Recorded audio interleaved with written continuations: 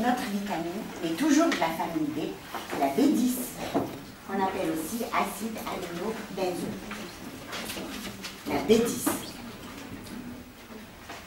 Alors tout d'abord les sources alimentaires, donc les œufs, le foie, les rognons, la cervelle, la levure de bière, la germe de blé, les céréales complètes, les légumes, haricots verts, les choux, les pommes de terre, les tomates, le yaourt, la banane et la gelée royale. Très riche en cette vitamine B10. Le rôle participe à la synthèse de la vitamine B9, l'acide folique. Favorise l'assimilation de la vitamine B5. Donc elle participe au métabolisme, je dirais, de cette vitamine. Intervient dans la production de la mélanine, donc synthèse des cellules sanguines, régulation du métabolisme des protéines, croissance et aussi régulation du système nerveux, la B10. Alors B10, donc c'est un composant de plusieurs écrans solaires. Donc faites attention à vos écrans, vous allez voir qu'il y a de la vitamine B10. Pourquoi? Parce que ça permet d'arrêter justement la protection contre les rayons ultraviolets. Aide à arrêter la perte des cheveux, bon allié de la peau, donc c'est bon pour les rides en fait, et accroît aussi l'offre de l'oxygène aux tissus. Donc c'est-à-dire la consommation en oxygène des tissus est améliorée en présence de B10. Stimule la formation de certaines bactéries intestinales, c'est-à-dire active la flore intestinale. Donc c'est un probiotique en fait. Propriété anti-inflammatoire, donc reconnue pour cette vitamine, antioxydante. Elle a été utilisée dans le traitement du vitiligo, du psoriasis, de l'eczéma avec succès. Donc pensez à cette vitamine B10. Alors à une dose de 500 à 1000 mg par jour, c'est-à-dire de 0,5 à 1 g par jour, alors il y a eu une certaine amélioration en cas de sclérodermie. Pourquoi?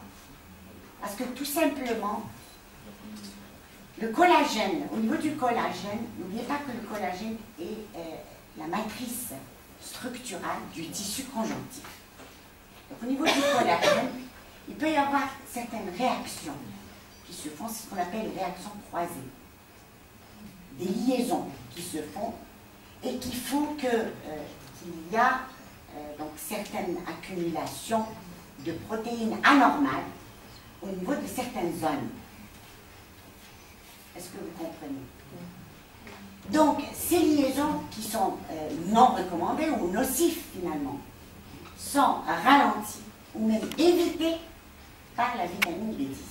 C'est pour ça qu'elle est utilisée en cas de sclérodermie, avec succès là aussi. Anti-âge, bien sûr, c'est pour le traitement des rides. D'ailleurs, ceux qui font le mésolift, avec la vitamine C, l'acide hyaluronique, ils ajoutent actuellement de la vitamine B10. Pas peeling, les mésolifts. En cas de peeling, on peut l'ajouter. Il y aura une stimulation de la synthèse de mélanine. Oui. Il faut monter cette lésion parce que j'ai obtenu des lésions. Des lésions avec la B10, avec la peeling. Il y a une patiente qui m'a fait des lésions, donc une augmentation des mélanine après post-peeling. C'est secondaire. C'est vrai que si elle stimule la synthèse de la mélanine, c'est vrai que bien que dans un mésolift, c'est-à-dire en injection, micro-injection, ça donne de bons résultats. Maintenant, j'associe avant et après l'unité des produits, c'est-à-dire et ça a donné. Et donc elle a perdu. Alors, ça veut dire qu'il faut attendre 3 mois de reprendre. D'accord. D'accord. Parce que tu as mis de la vitamine B10 et tu penses que c'est ça? Non, je pense, quand moi j'ai bien donné comme vitamine. Tu penses que c'est à cause de la vitamine B10?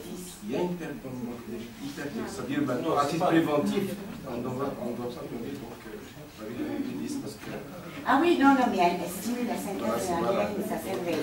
Le pigment... Certains aliments qui peuvent contenir la B10. Oui, donc éviter les aliments qui contiennent de la B10 au moment où on fait un pilier. Oui, oui, oui, ça se tient, je veux dire, c'est normal. Alors, protège les parois intestinales, réduit la sensibilité de gluten, ce qui est intéressant en cas de maladie cœliaque. Donc, elle est intéressante chez les personnes qui présentent une maladie cœliaque. Ensuite, soulagement de la fatigue, donc en cas de fatigue, elle est intéressante aussi. Son rôle dans la formation des globules rouges, donc elle joue un rôle surtout dans le transport de l'oxygène.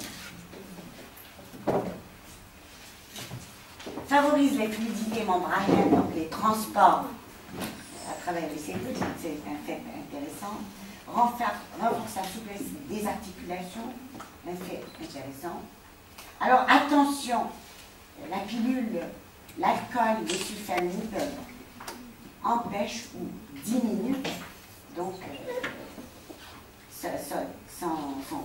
son efficacité, l'efficacité de la vitamine B10. Donc faites attention à ces trois paramètres en plus de l'utilisation de la vitamine B10. La vitamine B7 ou inositol. Vous voyez, c'est un alcool. Donc on parlait tout à l'heure d'alcool. Si on recherche l'alcool dans les molécules organiques, on en trouvera. Hein. Et des molécules qui sont de taille, c'est-à-dire on ne peut pas vivre sans ces molécules. Et pourtant, c'est des alcools. C'est parce que l'on obtient dans les fermentations de certaines plantes. Ah non, non, l'inositol, non. Si, l'inositol, bien sûr, il y a des isomères. Mais, alors voilà les isomères. Vous avez plusieurs types d'isomères. Dans les fermentations, on obtient des acides, pas des alcools. La fermentation, c'est acide. D'accord? Les isomères sont présents dans plusieurs aliments. Donc vous avez plusieurs. Le plus abondant, c'est le myo. C'est celui-là, le myo. Le plus, donc vous voyez que c'est des isomères, c'est-à-dire la même structure, sauf que la position qui est OH est différente. Alors, les aliments qui sont riches, l'inositol, comme vous voyez, c'est un alcool qui est fabriqué à partir du glucose. Prenez la molécule de glucose, c'est pratiquement la même chose. Glucose est un aldéhyde, CH, et à partir de cet aldéhyde, on peut facilement obtenir l'inositol. Aldose. Donc, l'inositol, on le trouve au niveau d'aliments qui sont très riches en ce produit. Vous avez les abats, vous avez les germes de blé, vous avez les noix, les légumineuses, les melons, les oranges qui sont riches en inositol. Donc vous voyez qu'une alimentation finalement qui est équilibrée peut éviter ces carences en cette vitamine B7.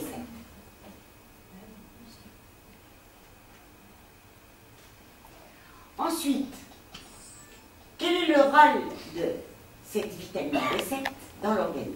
C'est un véritable tonique de la nutrition, du système nerveux et du foie. Mobilise les graisses. C'est un composant du phosphatidylate inositol.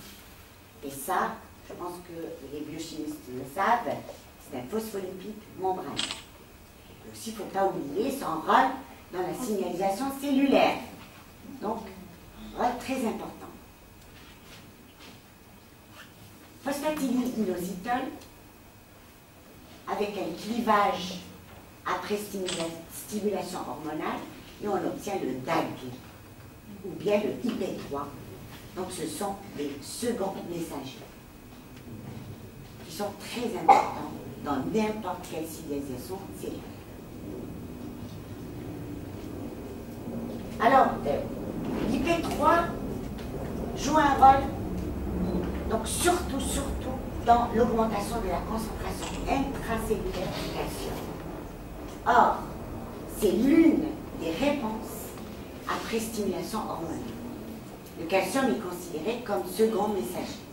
Donc on comprend un petit peu le rôle de cette vitamine B7 dans la signalisation cellulaire. Ça c'est pour aller donc, de la vitamine à la signalisation cellulaire. Et bien sûr aux réponses biologiques qui peuvent être très variées parce que ça dépend de la cellule elle-même. À titre indicatif, pour montrer donc cette liaison entre donc, la membrane et la réponse biologique, physiologique qui se trouve à l'intérieur de la cellule. Après, bien sûr, réponse et augmentation de la concentration calcique. L'inositol, c'est aussi un constituant de la gaine de myéline, donc les nerfs avec la protection. Dans les neurones, l'élévation de la concentration du calcium intracellulaire provoque la fusion des vésicules contenant les neurotransmetteurs. Donc l'une des réponses de cette élévation calcique, c'est la libération des neurotransmetteurs. Donc, qui parle de neurotransmetteurs, parle de fonctionnement cérébral.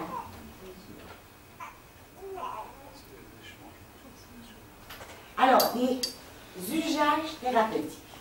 Quand est-ce que cette vitamine est utilisée? Elle est utilisée chez les personnes qui souffrent de boulimie et de dépression. Voilà, 18 grammes par jour. La dose est quand même importante hein, par rapport. N'oubliez pas que les Japonais utilisent la vitamine C à 20 grammes par jour. D'accord? Donc, c'est-à-dire là, on est vraiment dans le thérapeutique. On dépasse maintenant les apports journaliers recommandés ou les apports optimaux. Là, on est dans la thérapeutique. Donc, 18 grammes par jour était efficace pour, donc, par exemple, réduire les symptômes de troubles compulsifs, obsessionnels, avec une équivalence au traitement antidépresseur. S'il vous plaît, je ne sais pas si on en a parlé ici ou ailleurs, dans beaucoup de cancers et de maladies dégénératives, on a retrouvé une augmentation du calcium intracellulaire. Qu'est-ce que vous en pensez? Il y a une augmentation de la concentration dans les cancers et les maladies dégénératives. Dans les cellules cancéreuses, oui. Dans les plaques d'adhéron. Le calcium intracellulaire serait responsable de la dégradation de l'enzyme et d'essayer de remplacement d'amélioration avec le LDL qui serait une conséquence et non pas la cause de la plaque d'adhéron. Très bien. Non mais attendez, dans les cas pathologiques, le calcium peut être élevé comme on est diminué. Ça dépend. Ça dépend de la cellule elle-même. Soit au niveau de la cellule, on a un pool calcique, il y a même des stocks. Donc il y a libération, donc il est intracellulaire, il peut sortir, il y a des canaux, etc. Donc ça dépend comment la cellule réagit. Et il y a une modification de la concentration, soit il augmente, soit il diminue. Donc ça dépend des études aussi. Ils ont montré certaines études qui ont été faites sur le cancer, ils ont montré que la concentration calcique cellulaire était élevée, mais d'autres qui ont montré des concentrations très basses, justement, en calcium intracellulaire. C'est le concept de la prostate ou de l'augmentation? Oui, donc ça dépend des études, ça dépend aussi de la cellule elle-même. Comment réagit cette cellule? Mais ce qui est sûr, c'est que, je veux dire, le problème, ce n'est pas la concentration calcique. Le problème, c'est le second message qui se fait mal. Parce que le calcium est considéré comme un second messager. C'est-à-dire, en cas de stimulation hormonale, par exemple, une hormone qui se fixe sur son récepteur, qui est par exemple membrane, va activer quelques enzymes. ces enzymes vont agir sur la concentration calcique. C'est un exemple. Hein. Donc la concentration va augmenter et ça va entraîner d'autres réactions. Ça, c'est ce qu'on appelle la signalisation cellulaire. C'est-à-dire, on part d'une hormone qui n'est pas rentrée dans la cellule. Elle a seulement touché un récepteur qui lui a déclenché une chaîne de réactions par la suite. Et qu'il y a des concentrations qui vont varier, qui vont entraîner d'autres réactions. Cette cascade sera donc anormale si par exemple la concentration de calcium est elle-même anormale. Si la concentration doit augmenter, qu'elle n'augmente pas, qu'elle est diminuée, il n'y a pas de signalisation cellulaire. Et si on bloque la signalisation cellulaire, on peut provoquer l'apoptose cellulaire, la mort de la cellule.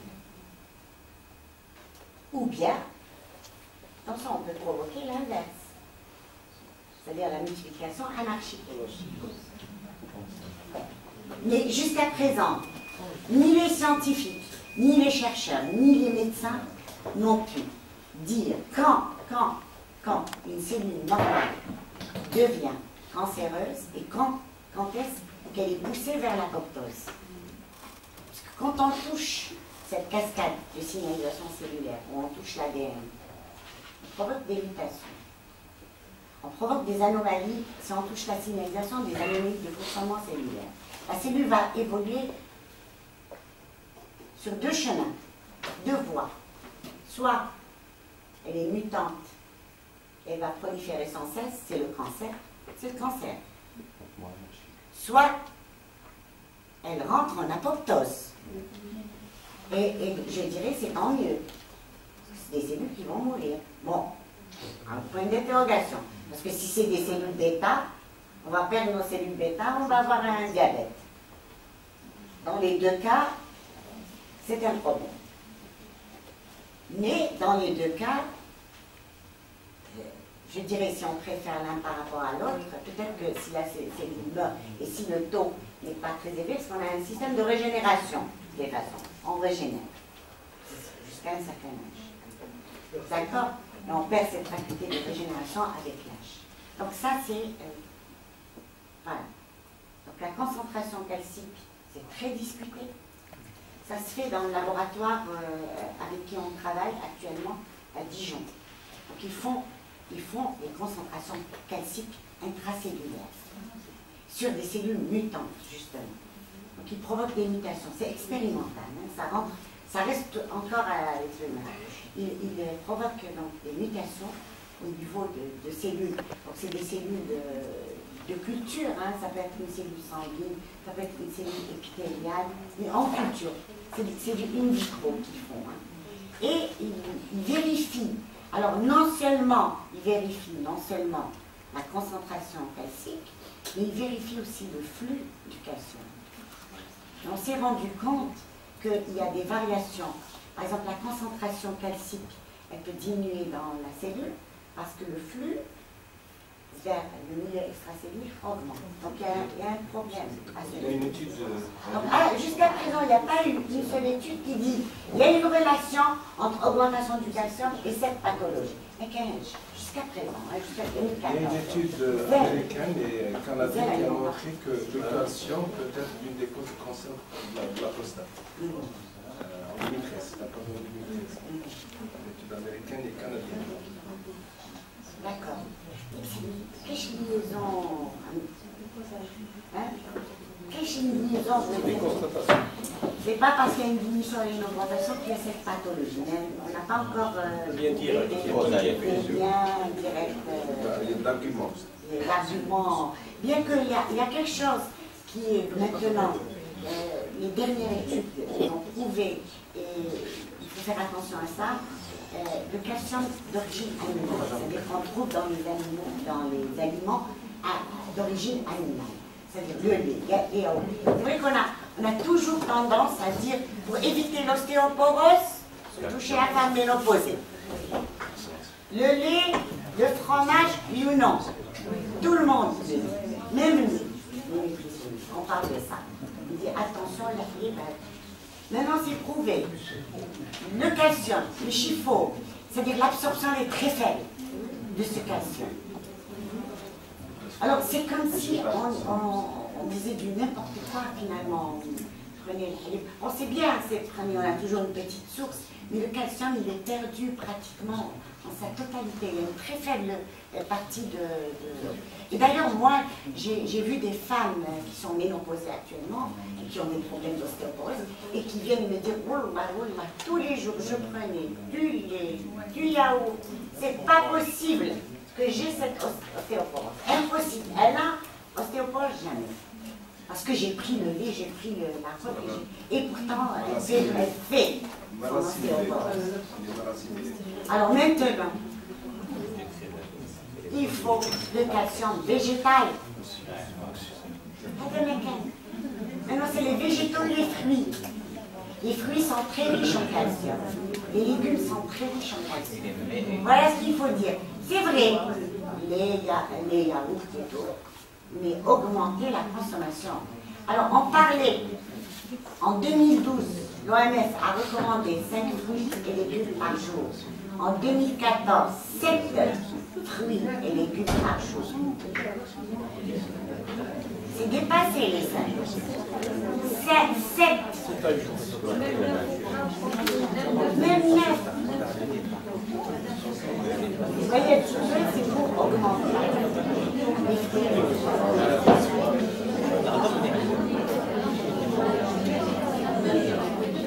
J'ai des classifications, moi je suis échographiste navigateur, et souvent la plupart des patients présentent des classifications au niveau de prostate, la prostate. C'est souvent Si on prend un supplément,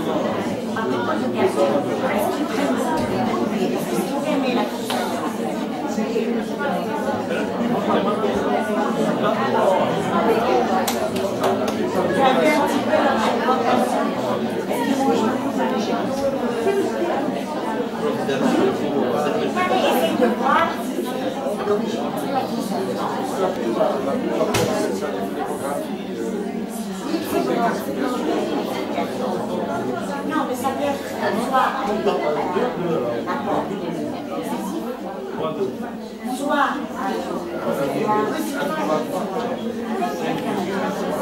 et l'âge aussi, il faut pas... l'âge aussi. Essayez de voir ça. Regardons le régime alimentaire.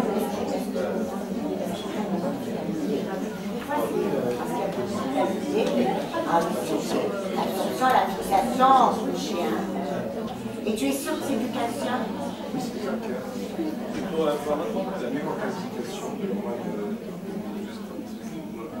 Essayez de voir et la vitamine D, la relation de l'alimentation. Les gens exposés.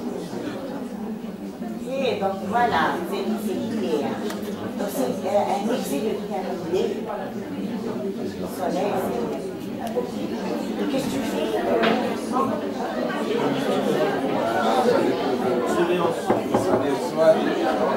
Des fois, c'est une hypertrophie du matin.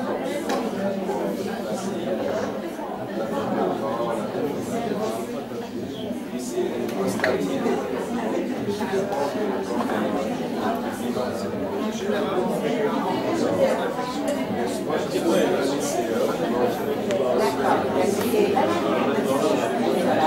Il faut la donner.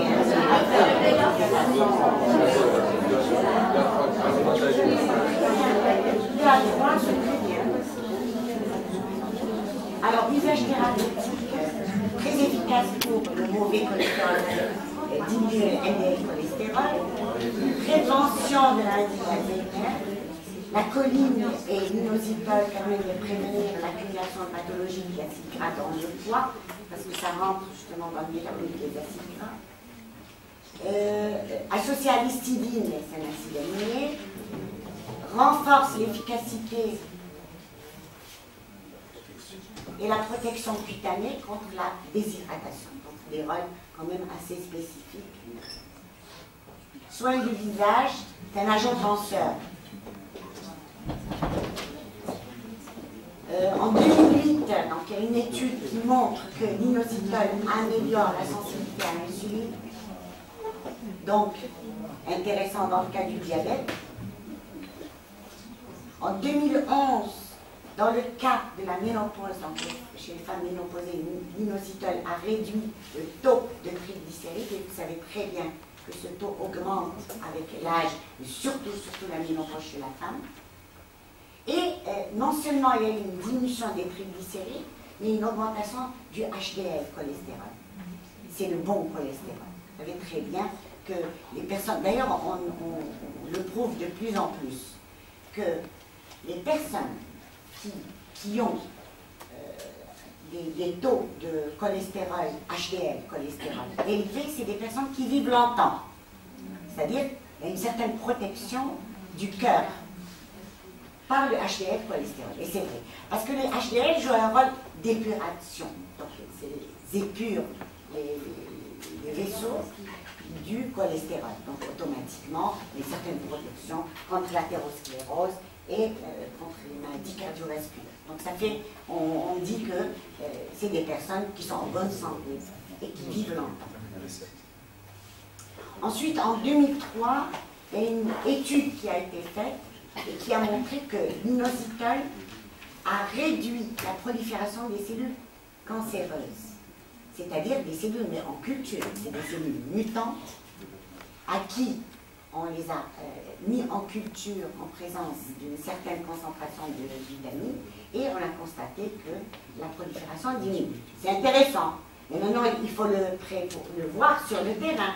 C'est-à-dire, est-ce qu'ils n'ont pas encore prouvé la liaison directe. Est-ce que, par exemple, une personne qui présente un cancer et on lui donne cette vitamine, est-ce que le cancer va disparaître? C'est-à-dire la tumeur va disparaître. C'est en fait ça qui est intéressant de voir. Et avec cette vitamine, ça n'a pas été prouvé, mais ils l'ont fait in vitro. In vitro, les cellules cancéreuses ont baissé leur prolifération. Prévention de l'eczéma, usage thérapeutique. Lutte contre la stéatose hépatique. On appelle le fat burner, c'est-à-dire brûler les graisses. Donc c'est bien pour les personnes qui présentent une stéatose hépatique. Surtout. Contribuer au métabolisme normal des lipides et au bon fonctionnement du foie en association avec la choline.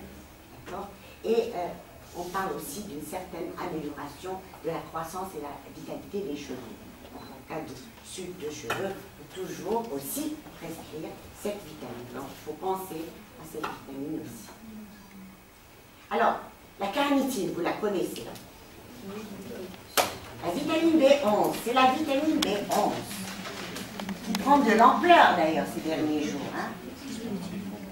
Ou les sportifs et les personnes qui veulent maigrir aussi. On leur donne actuellement de la carnitine. Parce que justement, elle aide à dégrader les graisses. Elle devient à la mode de toutes les façons dans les pays européens. On commence à la donner. Ça brûle les graisses. Hein.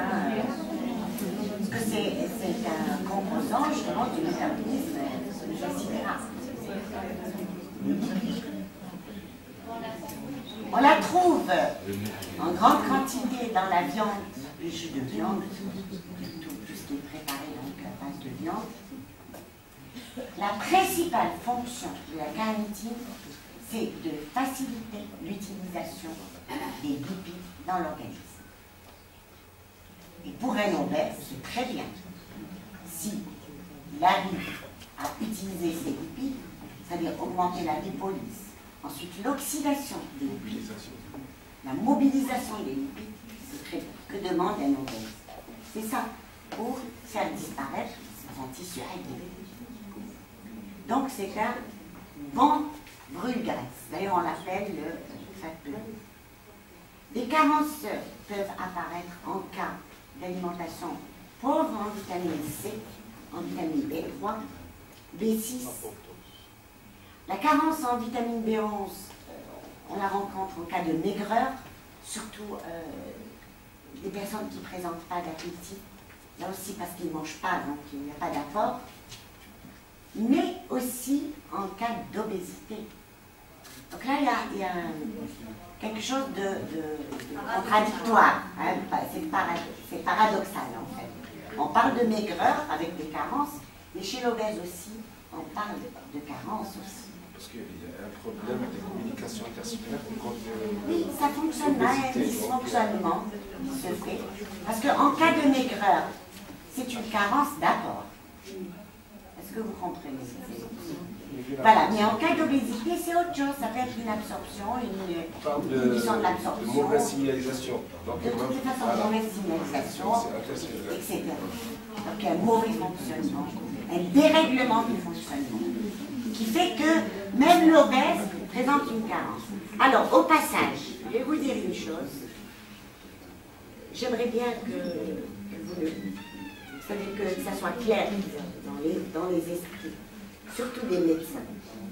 Que le problème qu'on rencontre, c'est les médecins qui parlent aux malades, surtout aux obèses. L'obèse est une personne qui présente des carences vitaminiques. Il présente des carences minérales. C'est difficile à admettre, surtout pour un obèse. Quand on lui dit tu présentes des carences, c'est une personne qui va rire. Pourtant, il présente des carences et il faut supplémenter toute personne obèse par des vitamines et des minéraux. Il faut les supplémenter. Parce qu'un obèse, il a une alimentation très déséquilibrée. Même s'il mange trop d'aliments qui sont riches, généralement dans la combinaison donnée, c'est une combinaison qui fait qu'il y a des malabsorptions, ou bien des fois c'est l'excès de tissu adipeux avec la sécrétion de cytokines qui fait que c'est des règlements métaboliques, etc. Donc il présente des carences. Il faut le mettre sous vitamine. Carences en vitamines. Et des fois, il y a des personnes qui sont obèses et qui sont résistants au régime. On leur donne, on essaie le régime hyperprotéique, ils perdent 1 kg à 2 kg, et ensuite, dès qu'on change, parce qu'avec le régime hyperprotéique, il ne faut pas dépasser une semaine. Il y a le taux d'urée qui augmente, les protéines sont dégradées en urée, et l'urée est toxique pour l'organisme. Donc si on donne un régime hyperprotéique, il ne faut jamais dépasser une semaine. Il faut le mettre sous régime, il brûle, et ensuite un régime équilibré, et ainsi de suite. Alors, tu alternes, il faut alterner. Mais il y a des personnes qui sont très résistantes, même à ces régimes hypocaloriques, hyperprotéiques, les régimes dissociés, on peut tout essayer, et ça ne marche pas. Pourquoi? Parce que ces personnes n'ont pas assez de vitamine B, par exemple, ou vitamine C, ou bien de minéraux, qui leur permettent déjà de brûler leur graisse. Ce que j'explique, moi, à ces personnes, je leur dis, déjà pour brûler, pour maigrir, qu'est-ce que ça veut dire maigrir d'abord? Perdre du poids. C'est bien d'aller sur la balance et de se trouver avec 1 kilo en moins. Mais réellement, ton organisme, qu'est-ce qu'il a fait? Oui, il a brûlé la graisse. Mais brûler la graisse, c'est la lipolyse. C'est l'oxydation des lipides aussi. Et tout ça, c'est des réactions enzymatiques qui nécessitent des cofacteurs, ou des coenzymes, ou des minéraux, etc. Et on peut voir la biochimie. Ça, il suffit de voir un peu les cours de biochimie, vous allez voir que n'importe quelle réaction enzymatique nécessite des vitamines. Donc, si l'organisme n'a pas ces vitamines ou ces minéraux, automatiquement, il ne peut pas faire de lipolyse ou autre. Hein, ça, c'est des exemples que je donne. Donc, il suffit que cette personne qui est obèse, on la supplémente, c'est-à-dire avant tout régime, d'abord la supplémenter en vitamines, des complexes multivitamines plus minéraux, pendant par exemple une semaine ou 15 jours, ensuite on lui donne sans régime. Et là, elle maigrit. Ça, c'est prouvé chez plusieurs personnes qui sont résistantes. Hein. Tous les obèses ne sont pas carencés, attention. Hein. Je donne des cas extrêmes. moi j'ai vu des cas extrêmes hein, où la personne mangeait 600 kilocalories par jour, à 600 800 kilocalories, et un danger vital pour la personne. Il ne faut jamais descendre moins que le métabolisme basal. Et ça, je crois que je l'ai donné, je ne sais pas si c'est à vous ou aux autres, comment on peut le calculer facilement. En fonction de la taille, l'âge de la personne, il y a une petite formule à faire pour calculer. Donc, en moyenne, ça revient à 1200 kilocalories, en moyenne. Jamais descendre moins de 1200 kilocalories. Parce que sinon, c'est vital. Nous avons un métabolisme basal, nous avons des organes qui fonctionnent tout le temps. Inactivité cérébrale, même quand on dort. Même quand on dort. Les rêves, c'est quoi? C'est une activité cérébrale. Donc les cellules qui fonctionnent, un cœur qui bat, la respiration, les glandes, ça fonctionne tout le temps, même au repos. Et ça, il faut toujours leur donner le minimum d'énergie. Ça peut être mortel. Tout le temps, tout le temps, tout le temps. Il ne faut jamais descendre moins de 1200 kilocalories par jour. Par contre, il faut activer l'activité, enfin, favoriser l'activité physique. Il faut que la personne marche, même si elle ne peut pas faire de sport, il faut marcher, se dépenser. Il y a plusieurs façons de se dépenser un jour. Sans pour cela faire du sport réellement, le sport dans une salle, etc. On n'est pas obligé de faire ça. Je voudrais citer un cas personnel pour la résistance au régime. C'était un voisin qui avait une trentaine d'années, qui prenait de la soupe de légumes, bon, de la soupe au chou, qui est recommandée pour maigrir, mais elle est recommandée pendant une semaine. Seulement, il est allé jusqu'à un mois. Et bon, la veille, il avait demandé à sa mère, c'est un voisin, donc je le connais très bien, c'est comme un frère. Il a demandé à sa mère, demain, je vais acheter des sardines et je vais au saumon. Je vais, Inch'Allah, prendre mes sardines. Et bien, Masbah, il est mort d'un trouble du rythme au milieu de la nuit. Il est vraiment décédé. Il a fait un mois de régime. Un mois. Il a tenu un mois. Il est carencé, ce régime. J'ai ma cousine qui a 18 ans qui a fait un accouchement cardiaque suite au régime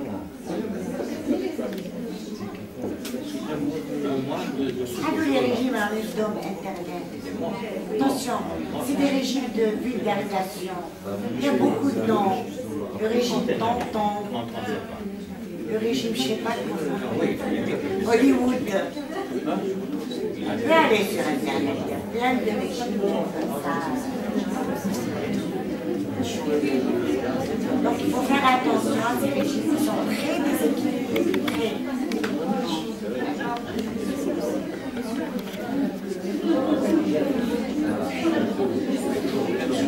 Alors, la vitamine.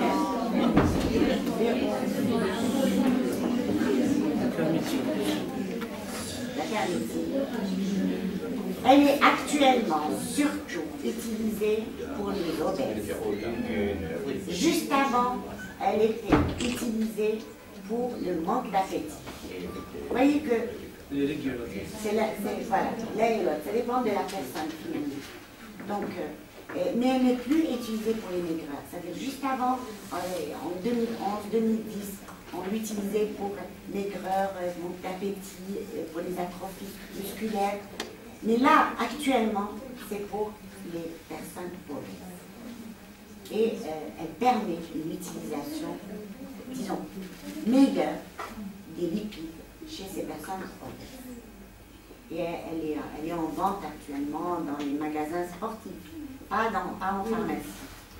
C'est quelle forme comprimée? La L-carnitine, on a une boîte jaune.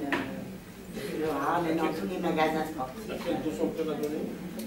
Un comprimé par jour à titre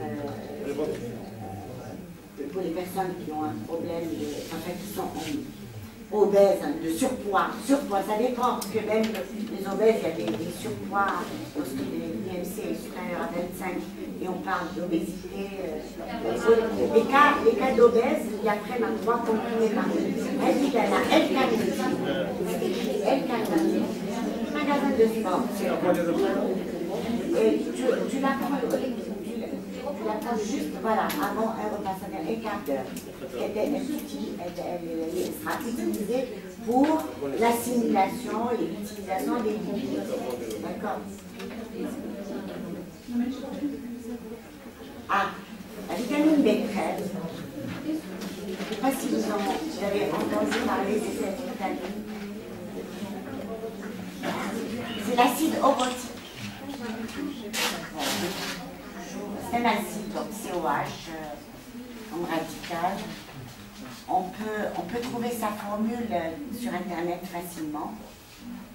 C'est une vitamine nouvelle, non, connue, c'est-à-dire que son appellation de vitamine est récente. Elle participe au métabolisme de la vitamine B9 et vitamine B12. Elle fait baisser le taux d'acide urique dans le sang.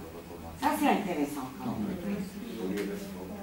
Oui, l'acide urique avec les problèmes de gouttes, c'est très intéressant, la donnée. Elle permet un bon développement de la flore intestinale, donc notre biotope, et protège les cellules hépatiques. Voilà ce qu'on lui a trouvé comme rôle. C'est des rôles qui sont quand même plus ou moins récents. Et un rôle particulier, c'est qu'elle évite la formation des calculs rénaux. Ça, c'est intéressant. Donc, quand c'est des lithiases uriques.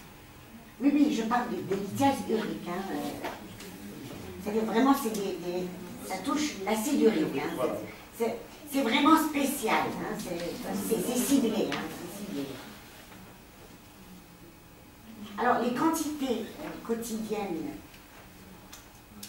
qui ont été utilisées avec efficacité, donc vont de 50 mg à 200 mg par jour, qui sont vraiment suffisants pour baisser, par exemple, l'acide urique. Les doses thérapeutiques sont de 2 à 6 grammes par jour.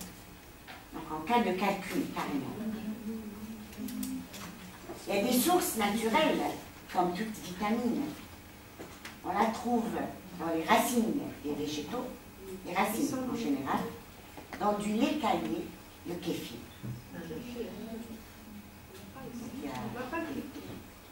Le kéfir. Si on peut le faire, bon, on peut le faire à la maison, on peut acheter des graines. Oui, c'est faux, c'est sous forme de graines, c'est des symbioses entre bactéries et champignons, mais on les achète sous forme de graines. Et après, ça le paiement, c'est très facile, après il faut donner, tellement ça prolifère. L'eau des kéfirs, ça dépend vraiment. Donc, vous de l'eau sur une nouvelle. Moi, c'est ce que je prends. Je ne prends pas au lait. J'aime pas. J'adore avec des lait. Oh non, moi je mets des petites bananes, très bien. De temps en temps, des cures au kéfir. Mais ça se prend non, les graines, la B13. La B13, en associé. Oui. C'est vrai avec les autres légumes. Ah, levure de bière.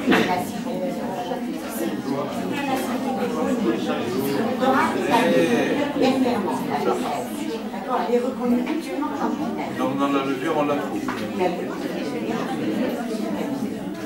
Sans exception. D'accord. Vous avez parlé du kéfir, on n'est pas du kéfir, on est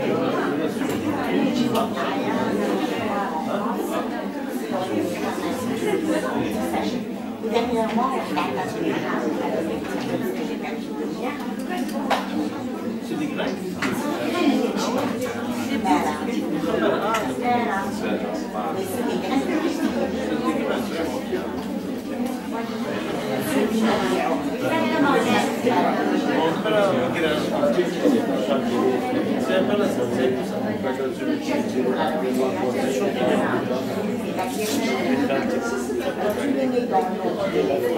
Exactement.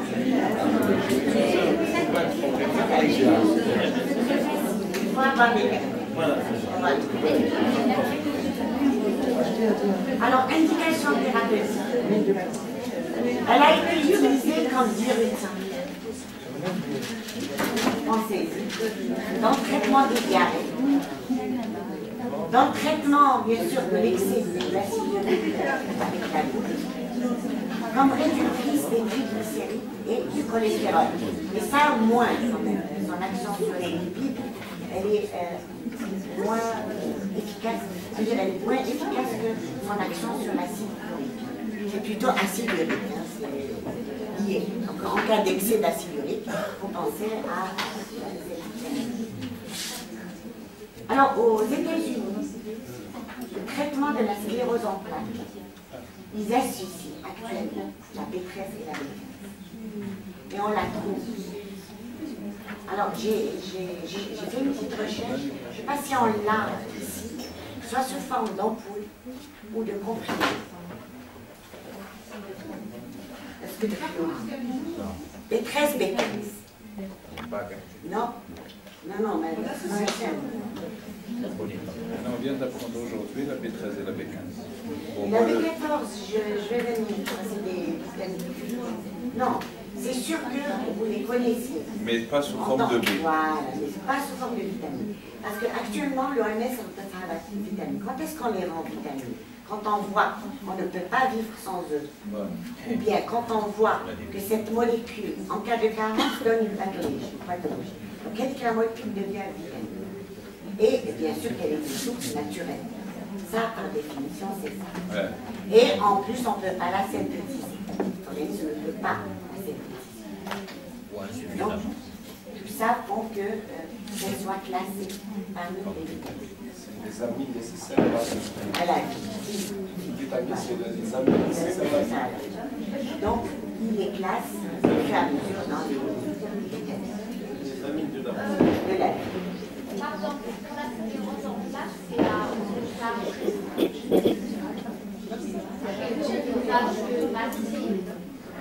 j'ai donné la dose entre 50 mg et 200 mg. Et des fois, ils l'utilisent à 2 à 6 grammes. Peut-être que dans la sclérose en plaques, on va plus des grammes. Ah oui, dans la sclérose, c'est les doses max, c'est-à-dire 6 grammes par jour. Et il paraît que ça a donné un effet efficace. Hein. Ça stabilise la production. Je pense. C'est-à-dire qu'il ne parle pas de guérison, il ne parle pas de guérison. Je pense que En général, ce genre de maladie, c'est vraiment pour arrêter la dégénérescence. Exactement. Alors la B14, Xanthopérie. La source, bien, tu les trouves. On la trouve surtout au niveau des crustacés aussi. Alors, elle est très utile à la formation des cellules, en général.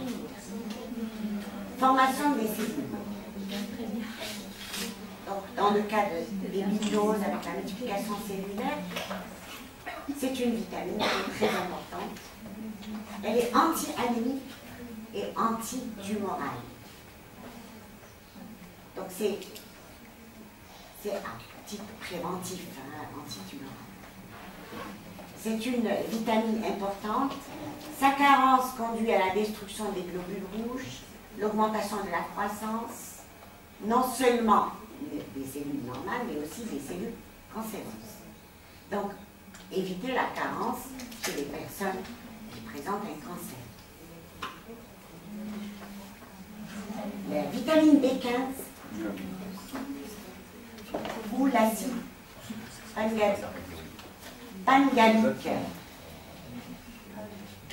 Alors B13, B14, B15, ce sont des nouvelles vitamines, enfin, nouvelles molécules qui sont introduites comme vitamines. Vous pouvez faire une petite recherche internet, vous allez voir qu'il n'y a pas trop de données sur ces vitamines. Elles sont encore nouvelles. Quelques utilisations.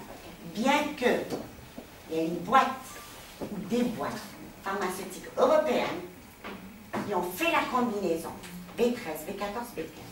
Donc on les trouve en poudre ou là sous comprimé. Allez-y sur internet. Vous allez voir. Voilà. Alors, la B15 est fait dans la prévention de l'hypoxie ou du cyanose, la cyanose. Donc, c'est-à-dire en cas d'insuffisance respiratoire. Elle est intéressante. En cas de malformation cardiaque. En cas d'une mauvaise circulation sanguine, d'une anémie ou d'une intoxication. Donc, les effets sont favorables.